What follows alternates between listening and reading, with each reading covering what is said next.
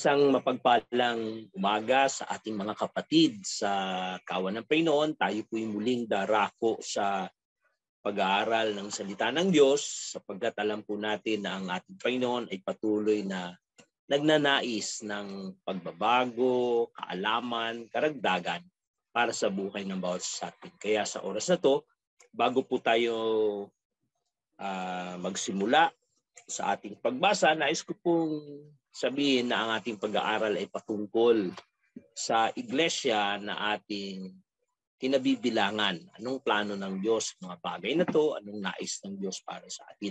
At ang nagiging halimbawa natin ay yung unang iglesyang ginawa ng Panginoon na siyang naitayo pagkatapos niyang umakyat sa langit at sinimulan ng kanyang mga alagad. At ito'y nangyari doon sa panahon na ipinangaral ang Panginoon bilang tagapagligtas ng mundo. Kaya ito'y matatagpuan natin sa Acts chapter 2 verse 42. Dito makita natin marami ang kumilala sa Panginoon at dahil doon, ito ngayon yung unang iglesia ang ginawa ng unang iglesia. Kaya yung ating pag-aaral ay pinamagatang tatlong gawaing mahalaga ng kanyang iglesia. Basahin ko, sabi niya dito, nanatili sila sa itinuro ng mga apostol sa pagsasama-sama bilang magkakapatid sa pagpipiraso ng tinapay at sa pananalangin. Tayo'y manalangin naming Panginoon, minsan pa hinihiling namin ang iyong biyaya, ang iyong kaawaan, ang iyong kabutihan ay aming maranasan. Panginoon, pangunahan mo kami. Ituro mo sa amin ang dapat namin gawin.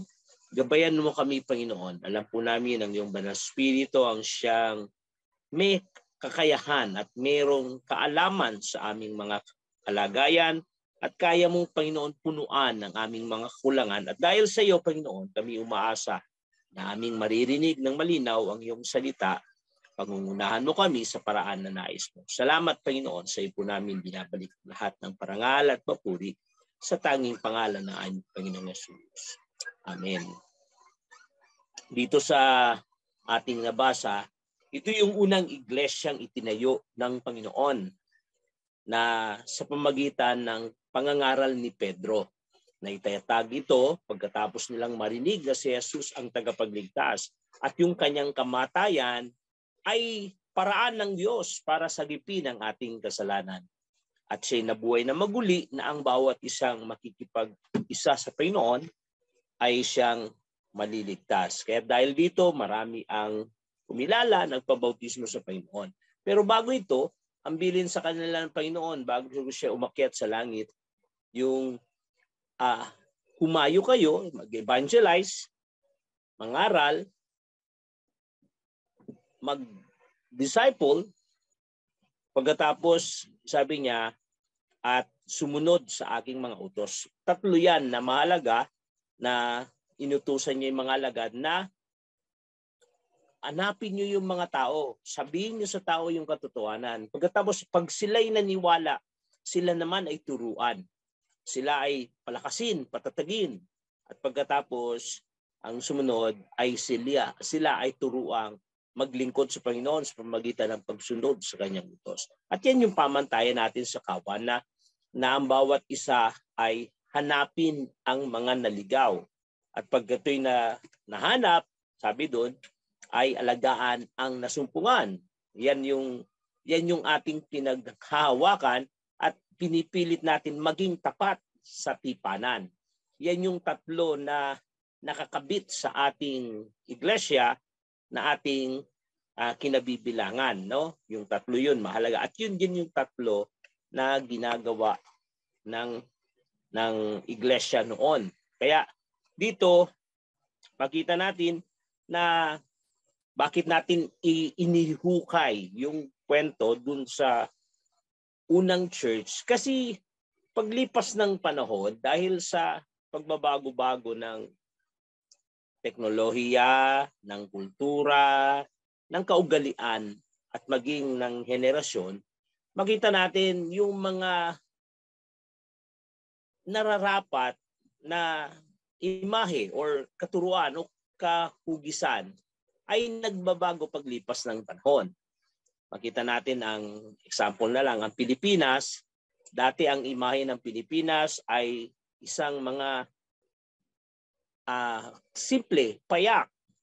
Pero ngayon, pag pumunta ka na, makita mo ang Pilipino, nagiging parang Western. Nagiging parang hindi na siya payak. Hindi na siya, marami nang nabago sa kanya. Yung mga dati noon, paborito nating pagkain, malagkit, mga bibingka. Pero ngayon, hindi na. Yung mga paborito na ng mga Western. Iba-iba na, nagbabago yung kultura, maging sa pananalita, maging sa pananamit, maging sa kautusan, kaayusan, paraan ng lansangan. Kaya makita natin, okay lang sana yung pagbabago-bago ng mga bagay na ganito tungo sa ikakaganda. Pero merong isang bagay na hindi pwedeng magbago. Yun yung salita ng Diyos. Sapagkat ang sabi ng Bible, yung kapangyarihan ng salita ng Diyos ay galing sa Diyos. Kaya ito'y pang nakalipas, ito'y makapangyarihan. Sa kasalukuyan, ito'y makapangyarihan. Pagdating ng future, sa darating na panahon, ito pa rin ay makapangyarihan. Hindi ito nagbabago kailanman. Hindi ito mag-iiba para makiayon sa kultura. Ito'y mananatiling totoo at mananatiling makapangyarihan sa pangailangan ng bawat isa. Kaya dito makita natin ang malaking kaibahan. Ang malaking kaibahan. Yung nga lang, yung kultura natin sa Pilipinas na pag may namamatay ay nilalamay muna. Sa ibang bansa, sinusunog agad. Malaking kasalanan sa kanila kapag hindi ito nasunog sa loob ng 24 oras. Sa iba naman, inililibing naman agad. No, tapos saka lang sila gagawa ng memorial service, nandun na lang yung picture at gagawa ng panambahan or isang recognition o commemoration tungkol sa taong namatay. Sa atin hindi, nandiyan yung bangkay, nandiyan yung cascade, nandiyan yung taul, tapos nandiyan yung mga mahal sa buhay, nag-iiyakan, nakikilamay. Ganun yung kultura sa atin. Pero kalaunan, makita natin, lalo na dito sa probinsya, yung mga patay, ang pananaw ng tao, naging sugalan na. Kasi pinagbabawal ang sugal, pero pag may patay, ito lang yung pagkakataon na open ang sugal. Dati yung sugal, nilagay lang yun kasi para malibang yung mga naroon na nagsasakripisyo para makilamay dun sa namimigati. Kaya lang kalaunan, ang pinupuntahan ng tao yung sugal, hindi na yung namimigati. May mga pagkakataon nga na parang parang masaya silang may namamatay kasi merong open na sugalan. Kaya makita natin nag-iiba ang kultura, maging sa pakikipagkapitbahay, sa moralidad, nagbabago. At yun yung nakakatakot. Sapagkat ang pagbabago-bago na nawawala yung intensyon para makatulong sa tao, yung intensyon para mahalin yung tao, ay nagdadala ng pagkasira sa bayan o pagkasira sa pamilya, pagkasira sa samahan. Kaya dito, tingnan natin, muli nating bubuksan yung unang iglesia at titingnan natin na dapat nakakonect tayo doon, nagbago yung ating pananamit, nagbago yung ating mga tahanan, ng ating kapaligiran, ng ating bansa.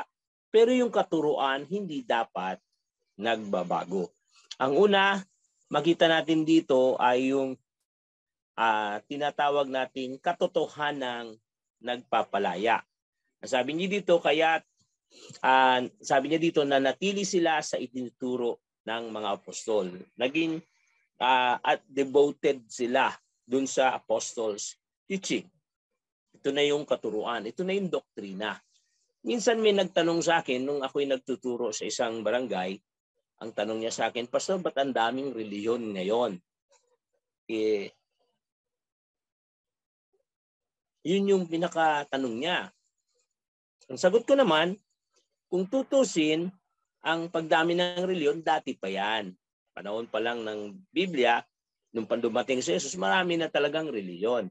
Kaya lang ang kaibahan ng reliyon noon sa reliyon ngayon, yung reliyon ngayon halos isa lang yung pinagmulan ng kasulatan. Yun yung Biblia.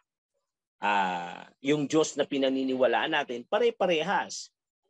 Yung pinaniniwalaan ng Muslim, siya yung Diyos ni Abraham. At maging tayo, pinaniniwalaan natin si Diyos ng Abraham, ng Katoliko, ng Iglesia ni Cristo, ng Saksi, maging ng iba't ibang reliyon. Walang pagkakaiba na ang pinagmulan ng ating pinaniniwalaan ay Diyos ng Abraham.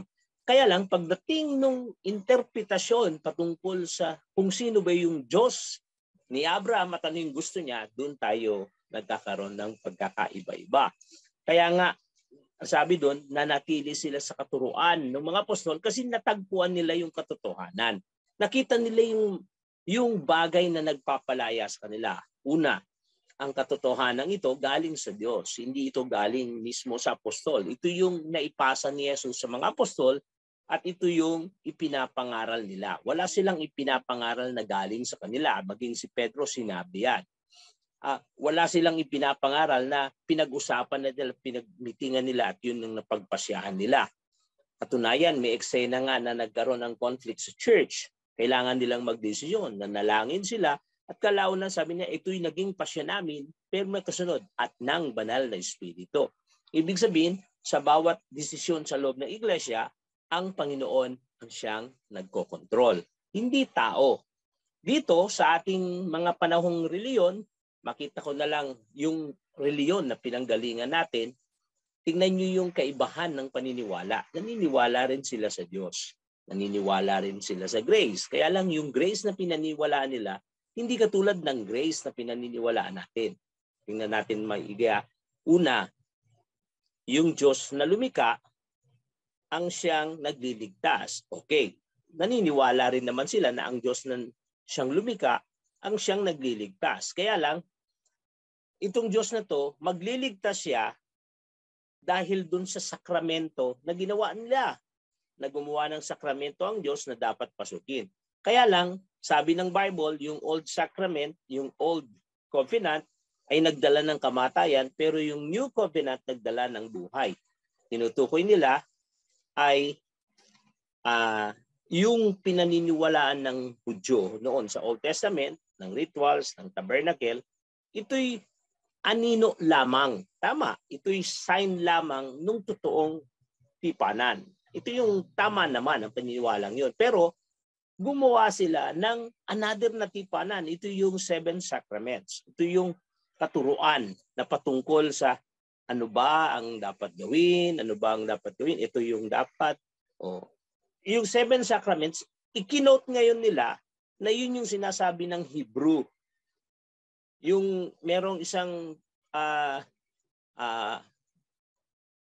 Apostolic Fathers o panahon na lampas na doon na si Thomas Aquinas, pinaliwanag niya yung Hebrew na yung Old Sacrament nagdala ng kamatayan at wala talagang nailigtas doon. Pero itong New na binabanggit ni Paul sa Hebrew, ito naman yung nagdala ng buhay. Kaya pinuturing nila, kino-quote nila yung verse na yun na ang tinutukoy dapat doon ng Bible, walang iba yung Mosaic Law, Mosaic Rituals, saka yung Jesus rituals, yung ginawa ni Jesus na pag-alay ng kanyang buhay sa krus, yung kanyang sarili, yung cross. Law versus cross. Pero sa kanila ay law versus yung new, yung bagong sacrament nila ngayon.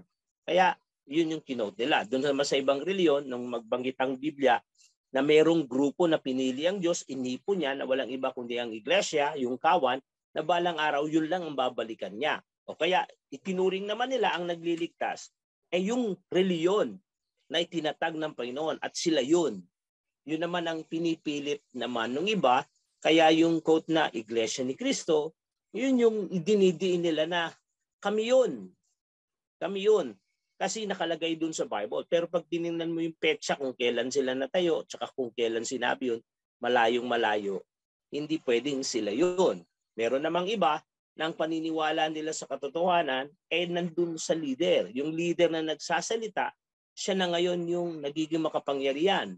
Nagsimula yan kay Pedro, na si Pedro daw ang unang papa, kaya kalaunan ang sasabihin ng papa ay galing sa Diyos na parang salita ng Diyos na dapat sundin ng tao.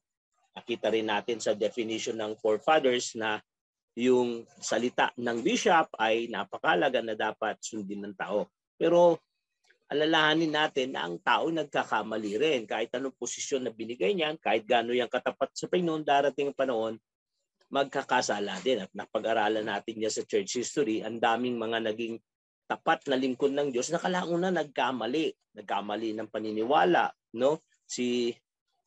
Makita natin doon yung iba-ibang paniniwala, si Jerome, si Agustin, Ignatius, maging si iba pa na minsan silang nalihis dahil doon sa kanilang mga biases.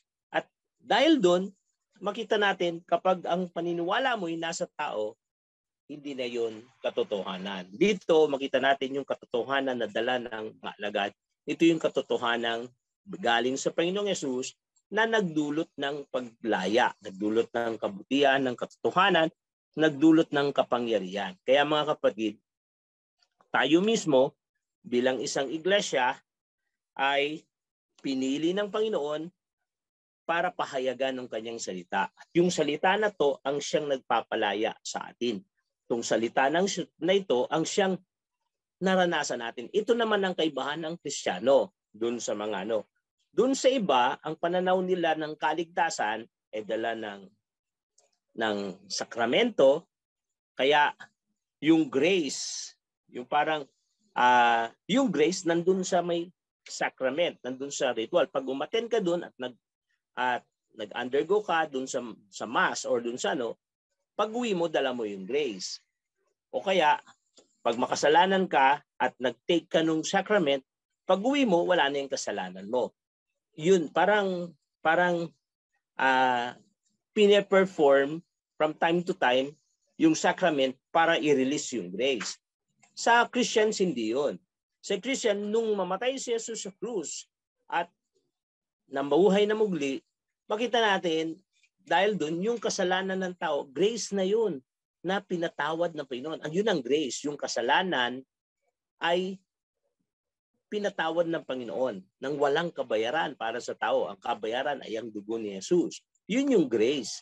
At nung mamatay si Jesus, at sabi niya, ang sino mang gustong maligtas, lumapit sa akin, yun yung grace. Kasi doon, para ka maligtas, kailangan mong i-fulfill yung batas, kailangan mong gawin to, kailangan mong paghirapan to. Pero yung ginawa ni Jesus, siya na ang naghirap, siya nang gumawa, siya nang nagbayad. Ang gagawin mo na lang, kilalanin siya, isuko mo ang iyong buhay, at yun yung grace. Sa atin yun ang grace. Ang grace ay minsan na binigay, pero patuloy nating nararanasan. Sa kanila, yung grace, unti-unti nilang tinitikman, unti-unti nilang nilalasap, depende kung anong performance gawin nila. Kung pupunta sila dun sa dun nila makukuha yung grace. Yun yung maling-mali na paniniwala. Na makita natin, yung katotohanan, nagkakaroon ng misconception dahil mali ang interpretasyon. Nawa sa ating mga Kristiyano, malinaw sa atin yung katuruan. Yung katuruang ipinapangaral, makita natin si Jesus, ang ating punong pastol, na siyang naghanap sa atin, na siyang nakatagpo sa atin. At dahil doon, tayo'y inipon niya at sinama niya para maging kanya, at dahil doon, tayo ay nakatalaga para sumunod sa kanya.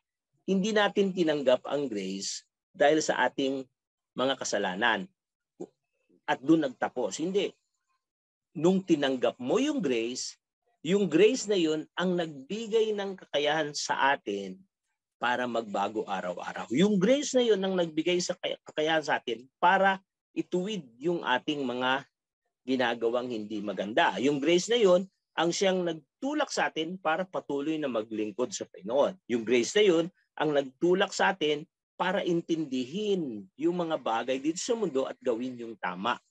Yung grace ay active. Hindi siya one time na tinanggap tapos na. Hindi. Nung tinanggap mo siya, naging makapangyarihan siyang pwersa mula sa iyo sa iyo mula sa Panginoon. At yun yung biyaya ng Panginoon. Kaya nga, yung katotohanan ng salita ng Diyos, hindi siya passive.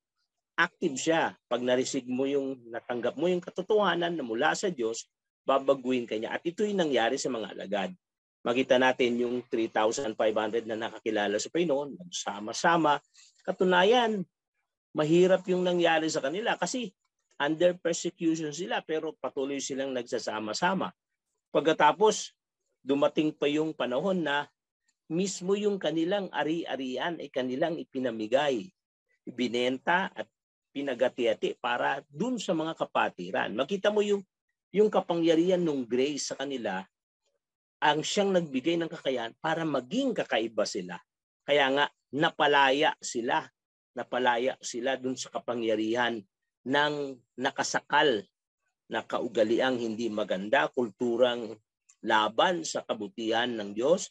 Makita natin, ang dami, yung kasalanan ng mundo na umaalipin para tayo makulong, ay napalaya lahat yan. Nakawala tayo doon dahil sa Panginoon. Kaya, yun yung maganda. Sabi niya sa 2 Corinthians chapter 3, yun na yung salita ng Diyos, ay siyang nagbibigay ng kakayahan para i-reprove yung mga maling turo, ituwid, correction. At makita natin malaking daan, direksyon ang katotohanan mula sa Diyos. Kaya hindi pwede na ang katuroang ating tinanggap ay passive lang. Pagkatapos mo yung tanggapin, babaguhin ka niyan, tutuwid ka niyan, impluwensyahan niya yung lahat ng desisyon mo, lahat ng ginagawa natin araw-araw, maging yung ating kahinaan at maging yung ating kasigasigan. At yan ang unang katotohanan na makita natin. Ang tunay na iglesia ay kinokontrol ng salita ng Diyos. Ang tunay na iglesia ay pinangahawakan ng salita ng Diyos. Yan yung unang katuruan ng kawan na ang aking tupa ay sumusunod sa aking tinig. Nakikilala niya ang aking tinig at siya ay nasunod sa aking tinig. Yan ang unang katotohanan. Kaya hindi yung pagpunta natin sa church ang dahilan para malaman natin yung plano ng Diyos pag-uwi natin, paano maisagawa yung plano ng Diyos sa buhay natin. Pangalawa, sabi dito ay ang samahang kumakalinga. At tinutukoy natin dito yung pagsasama-sama nila bilang magkakapatid. Ginamit dito yung word na koinonia, yung fellowship. At itong fellowship na to, makita natin ang kaibahan sa mundo. Kita natin nung una, yung katotohanan, ang siyang naging kaaway ng mundo kasi ang mundo ay binisto ng katotohanan, ipinakita ng katotohanan na ang mundo ay makasalanan, ang mundo ay nang aalipin, ang mundo ay makasarili. Pagkatapos ngayon naman, yung fellowship, ibinisto rin ng mundo ay kaiba. Sa fellowship, makita mo sa kanya, ang lahat ng iyong kasamaan ay naging pantay-pantay. Walang naghihirap, walang yumayaman. Nararamdaman ng bawat isa yung pangangailangan ng kanyang kapatid. Alam nyo, minsan mas matingkad pa nga yung samahan ng magkakapatid sa Panginoon kaysa minsan doon sa magkapatid sa dugo. Kaya dito makita natin yung kapangyarihan nung pagsasama-sama. Kaya nga, samahang kumakalinga, nung napabilang ka sa Panginoon, yung love. Kita kasi, laging ang proseso, ang pattern, yung pattern ng Panginoon Siya na galing sa langit, nagpakumbaba, nabuhay na kagaya natin, naging matuwid, kinalimutan yung kanyang sarili, tapos inalay yung kanyang sarili para sa iba, at siya nung mabuhay, siya itinaas. At ganun din yung mangyayari sa atin. Ngayon, nung kumilala tayo sa Panginoon, babaguhin niya yung karakter natin. Ang karakter ng mundo sa atin, pagiging makasarili. Wala kang pakialam sa iba, nakikipagkompetensya ka sa iba, kailangan napapansin ng iba yung kahigitan mo kaysa sa iba. Yun yung nature ng mundo. Pero ang nature ng Ebanghelyo ay yung malasakit mo sa iba, yung agape love, yung brotherly love. At yun yung nakita natin dito sa verse 42 ng unang iglesia. Na bagamat magkakaiba sila ng kalagayan, magkakaiba ng sitwasyon sa buhay, bagamat mga Hudyo pa lang to ay makita natin naging pantay-pantay sila, naging pare-parehas. Sabi niya sa 2 Corinthians chapter 6 verse 14, sabi niya na tayo ay iniwalay sa mundo. Basahin natin sa may verse 6:14. Sabi niya, huwag kayong makipag-isa sa mga di sumasampalataya. Maari bang magsama ang katwiran at ang kalikuan, o kaya'y ang liwanag at ang kadiliman? Maari bang makipagkasundo si Kristo at si Belial? Ano ang kaugnayan ng di sumasampalataya kaugnayan ng sumasampalataya sa di sumasampalataya? O kaya ang templo ng Diyos sa Diyos-Diyosan? Hindi ba tayo ang templo ng Diyos na buhay? Siya rin ang nagsabi na nananahan ako at namumuhay sa piling niya. Ako'y nagiging Diyos nila at sila'y magiging bayan ko. Sabi niya dito, pinakita dito ni Pablo na sinabi niya na tayo daw dati sa mundo. Pero dahil doon, kinuha tayo ng Panginoon at ginawang para sa Kanya. Nung tayo iligtas niya, tayo pag-aari na ng Diyos, hindi na tayo pag-aari ng mundo. Kaya sabi niya, dapat iwanan na natin yung gawa ng mundo. Dapat tayong humiwalay. Dapat na tayong makipag-isa sa Panginoon at hindi na makipag-isa sa mundo. Sabi niya, imposible naman or na parang sa Panginoon ka pagkatas nakikita yung buhay mo sa mundo. Yung ibig sabihin ng fellowship ay pakikipag-isa sa Panginoon, at dahil nakipag-isa ka sa Panginoon, yung mga taong nakipag-isa rin sa Panginoon ay naging kabahagi mo. Yan yung sinabi ni Jesus nung sa Juan. Sabi niya, Ama, tayo na isa, tulungan mo sila na maging isa rin kagaya natin. Ginamit doon yung pagiging isa ng Ama at ng anak, at yung maging yung kanyang mga anak ay maging isa. Yun yung word na fellowship, na once na i-connect ka sa Kanya, na idikit ka sa Kanya, magkakaroon kayo ng common, ng kaisa. Hindi na kayo iba, kundi magkaparehas na kayo. The same.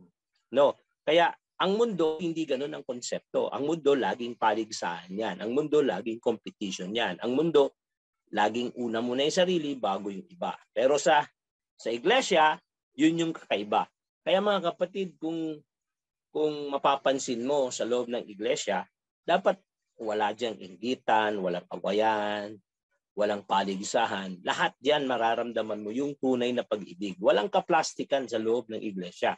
Kasi yung ina-apply nila na sistema, yun yung naramdaman nilang sistema mula sa Panginoon. Wala tayong may pagmamalaki sa Diyos, ang dami nating kasalanan, hindi naman tayo mabait, hindi naman tayo matataas na tao, pero makita natin na matay si Jesus para sa atin, para tayo ay kunin niya, maging kaisa niya. Nung tayo masumpungan, inimpart niya sa atin yung kaniyang pag-ibig, na sabi niya, inilagay ko sa puso natin, ng bawat isa sa atin, yung puso ng Panginoon, yung pag-ibig niya, upang yun din naman ang gawin natin. Kaya dun sa fellowship ng bawat mananampalataya, ang mararamdaman natin yung pag-iibigan sa isa. Kaya nga kumakalinga eh. Hindi mo kailangan na magparinig. Mararamdaman ng kapatid mo kung ano yung pangangailangan mo, yung tulong ng bawat isa, at hindi mo dapat walang lamangan dyan. Lahat yan ay magkakaisa. Ganun din yung sabi niya sa Romans chapter 12 verse 2. Sabi niya, huwag kayong makiayon, kundi mag-iba kayo. At yung pagiging iba ay yung hindi katulad ng mundo. Pero yung pagiging kamuka ay yung kamuka ni Kristo, yung buong iglesia. At yung panguli, dito sa pangalawa, nakita natin hindi lang yung salita ng Diyos na siyang nagpapalaya, yung minahal ng kanyang iglesia at naging hilig ng kanilang iglesia, kundi maging yung samahan ng magkakapatiran. Yung pagkakaisa na nag-i-enjoy sila. Nami-miss nila yung gathering, yung fellowship. Sa atin mga kapatid, dapat ang isang iglesia, nami-miss niya yung Sunday service kasi doon niya maririnig at mararanasan yung kapangyarihan ng Diyos, yung presensya ng Diyos.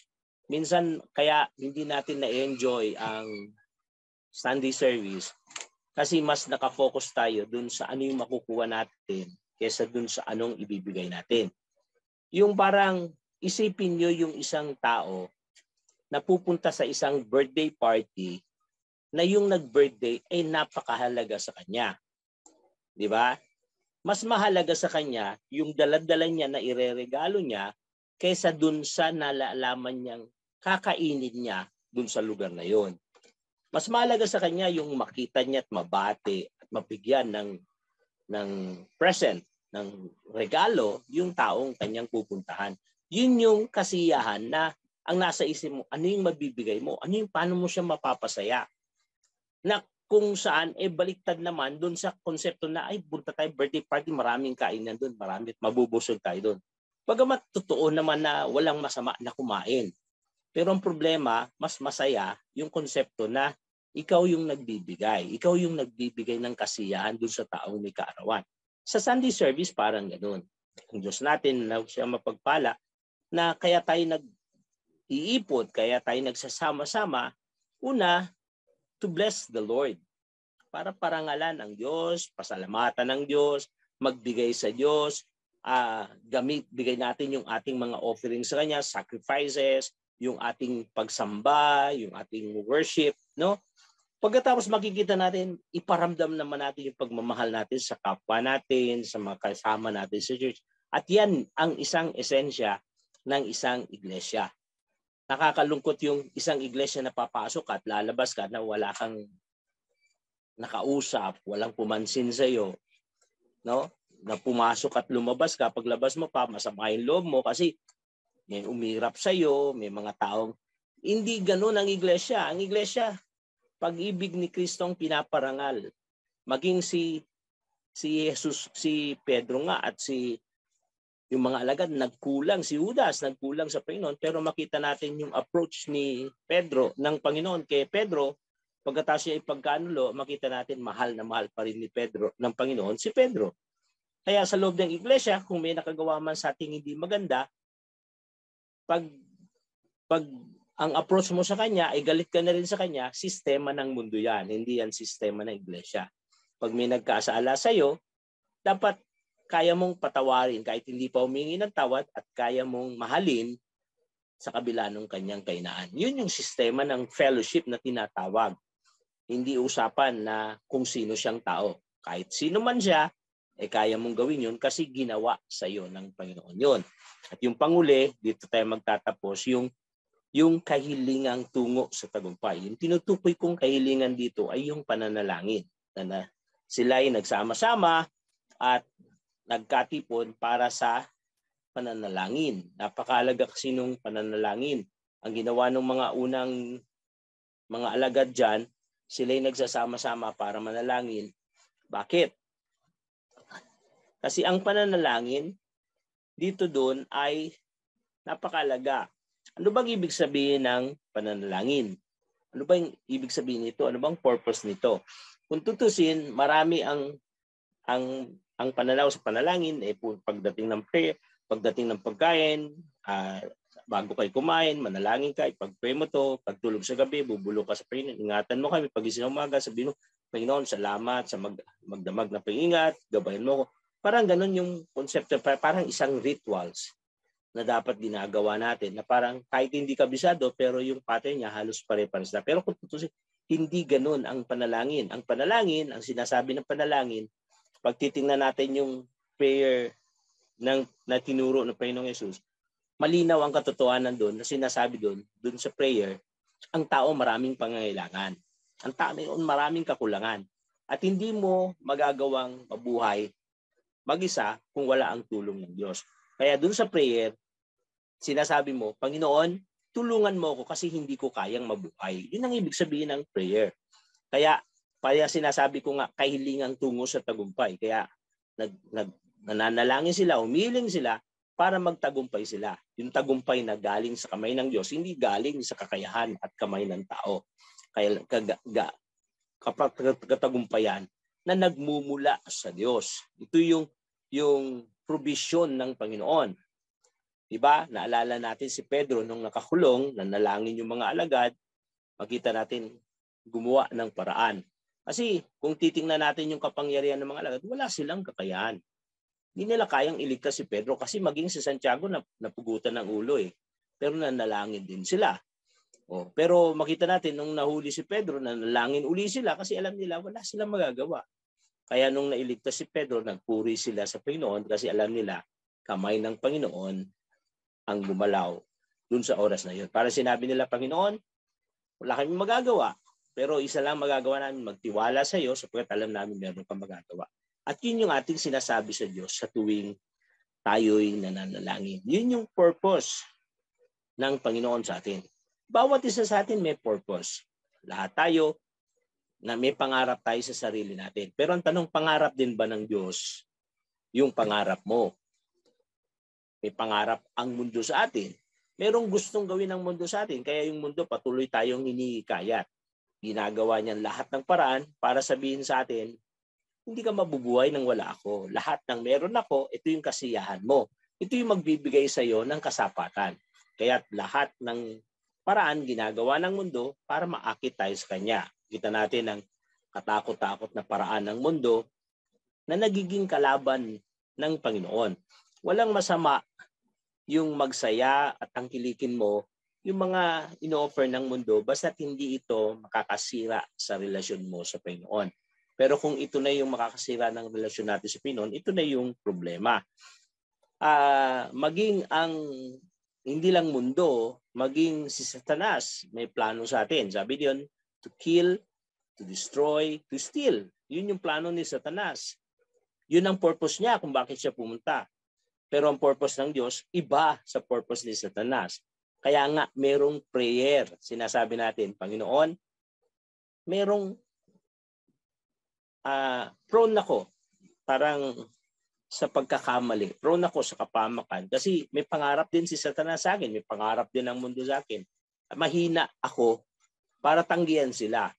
Pero may pangarap ka rin sa akin, Panginoon. Gusto mo kong bigyan ng buhay at buhay na kasaya-saya. Kaya pinasabi natin sa prayer, Lord, tulungan mo ko. Lord, gabayan mo ko.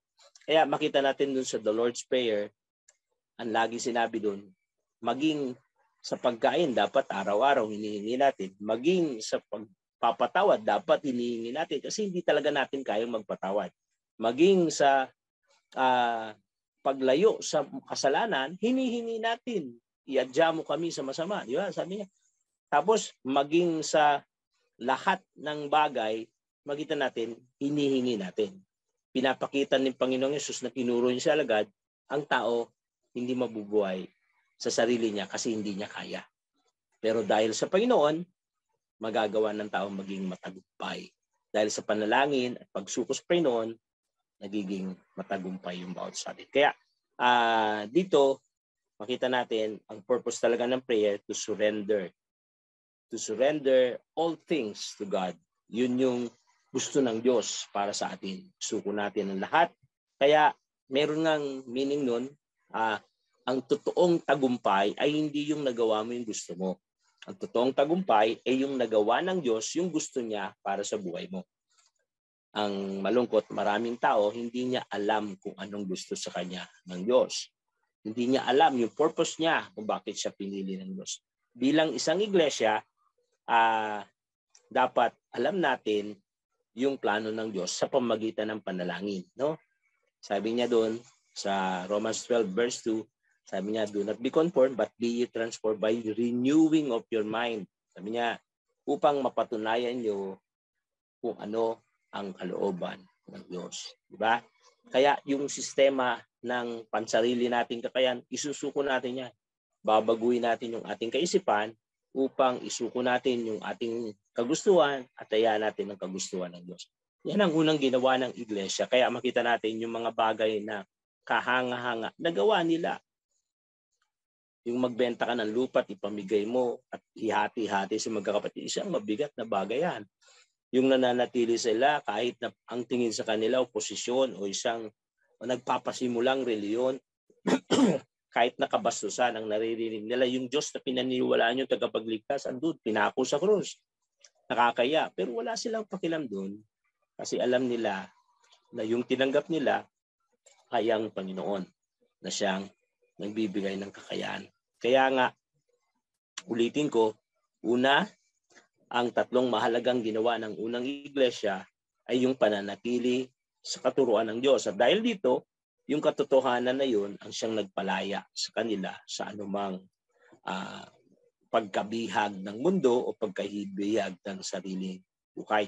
Ngayon, pangalawa, yung pagsasama-sama nila bilang isang kawan, bilang isang katawan ni Kristo, ay nagdala naman ng tunay na pagkalinga. Naramdaman nila yung pagmamahal ng Diyos kasi ang Diyos ang gumagamit sa bawat isa upang mahalin ang bawat isa. Ang Diyos ang bigay ng halimbawa ng klase ng pagmamahal at yun yung ginagawa ng mga kapatiran. Pangatlo na makita natin ay yung panalangin ay hindi makasarili, kundi panalangin na siyang pinapatay yung sarili, ibinibisto yung kahinaan ng sarili at sinasabi ng hayagan sa Panginoon, Panginoon, ikaw ang aking pag-asa, ikaw ang makakagawa ng mga bagay na mabuti para sa akin. Yun yung purpose ng prayer. Yun yung tatlong mahalaga na laging nakatuon dun sa unang iglesia. Makita natin, bigla silang lago, biglang dami, biglang naging makapangyarihan. Mga kapatid, yung tatlong ito, nasa iyo na, nasa atin na to. Yung tatlong ito, kasama natin. Araw-araw, kaya nating makinig ng salita ng Diyos. Araw-araw, kaya nating maintindihan ang plano ng Diyos. Sa bawat pangangaral sa panambahan, maririnig mo yung salita ng Diyos. At yung salita na yan ang siyang nagpapalaya mula sa ating Panginoon. Siya yung salita na magbibigay sa atin ng katotohanan para baguhin ang maraming bagay. At pangalawa, makita natin sa ating pagsasama-sama ngayong linggo, ito naman ang nagdadala sa atin para mas ma-develop, para mas ma-perform yung pag-ibig ng Panginoon na nasa iyo at yung katangian at kakayanan na ibinigay ng Panginoon sa iyo upang gamitin sa kapatiran. Meron tayong iba't ibang kaloob na mula sa Panginoon. Kaya yun naman yung dahilan. Kaya makita natin ang isang iglesyang malago, yung pagkatapos ng service, nananatilit pa na parang mabigat yung paa niyang umalis o maunang umalis kasi nararamdaman niya pa yung pagmamahal ng mga kapatirang naroon. Hindi ka papayag na hindi makamayan, di ba? Hindi ka papayag na mawala, no? Okay, at yung panguli ay ang isang iglesia ay tama na yung kanyang paraan ng pananalangin. Hindi panalangin ng Pariseo na siyang hipokrito, hindi panalangin ng mga pagano na paulit-ulit na walang dahilan, mumbling words, ang sabi dun. Kaya walang purpose, walang dahilan. Isang panalangin na makasarili na puro ang bida ay ang sarili at ang gugustuhan. Nawalan na ng kapangyarihan ng Diyos. Panalangin na parang ang tingin sa Diyos ay parang utusan, janitor o isang genie na dapat mong utusan. Hindi ganun ang panalangin, kundi panalangin na nararamdaman ng Diyos na siya yung pinakamakapangyarihan sa puso mo. Nararamdaman ng Diyos na siya yung may magagawa para sa iyo sa mga hinihiling mo. Kaya, yan po. Alam niyo po, si David, mula nung nampalataya siya sa Panginoon, binago ng Diyos yung buhay niya.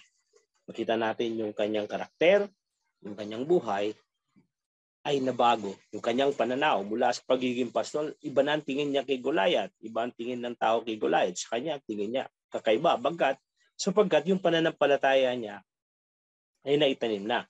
At dahil dun, makita natin, sinabit niya yung lahat ng kanyang kakayahan sa Diyos, kaya niya siya ganun katapang kasi alam niya ang Diyos ang magbibigay ng kakayahan sa kanya para talunin si Goliath. At maging nung siya'y hari na, nakikita niya, Diyos pa rin ang kumokontrol sa kanya. Si Pablo, nakita natin mula sa kanyang pagiging parang abogado, sabi niya, itinuring niyang basura yung lahat ng kanyang katagumpayan sa mundo para lang kay Kristo. At nung siya'y nagpapagamit na sa Panginoon, makita natin yung kanyang pagpapakumbaba, hindi siya matapang dahil sa kanyang galing. Kasi matapang siya dahil alam niya ang kanyang Panginoon ay magaling. No?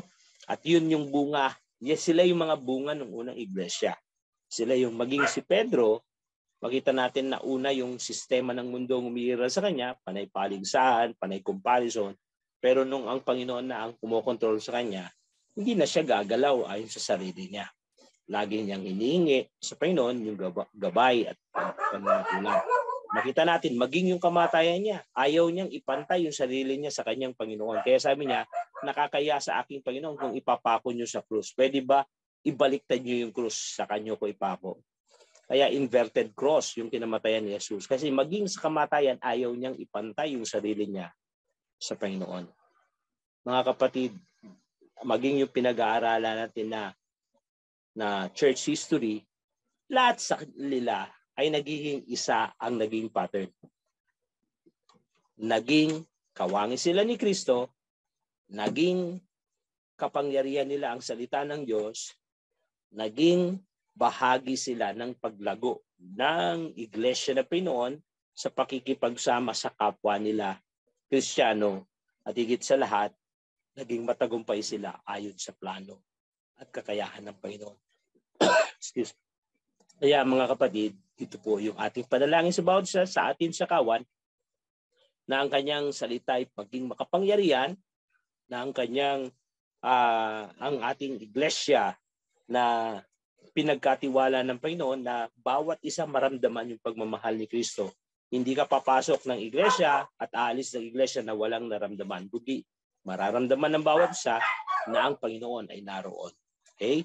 Kaya sa oras na to, tayo manalangin, hilingin natin sa Panginoon na siyang magharing patuloy sa kawan ng Panginoon sa bawat isa sa atin at maging sa ating sambayanan.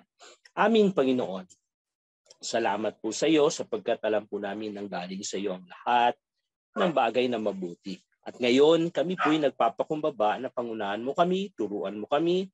Panginoon, gabayan mo kami ayon sa nais mo. Alam po namin ang nais mo, ang pinakamabuting bagay na dapat naming mariting at naisin.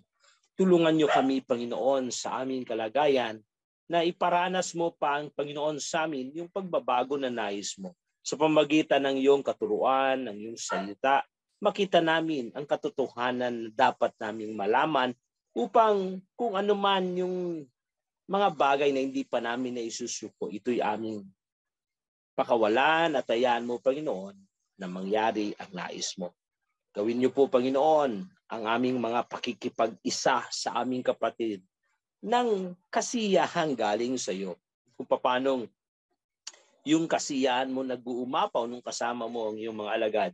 Panginoon, ganun pinawa ang makita sa iyong iglesia na bawat isa ay masasaya na nagkakatipon, na nagkakakita-kita. Tulungan niyo po dun sa fellowship na to, maghari ang iyong pag-ibig at mag-perform yung lahat ng katangian at talento na ipinagkatiwala mo sa isa't isa.